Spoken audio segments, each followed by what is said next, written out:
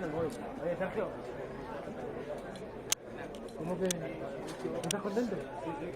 ¿Te llaman un botellazo por aquí?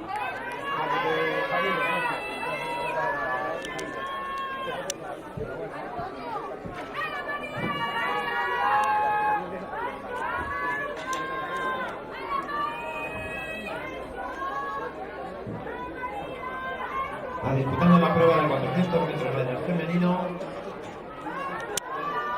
Cuando llegamos a la zona de podium, a la tercera clasificada en la prueba de 800, Beatriz Rodríguez Gutiérrez, y a la primera atleta salmantina, Patricia Santos Buitrago. Por favor, las tres primeras clasificadas. ¡Jesús! La mejor clasificada salmantina a la zona de podium.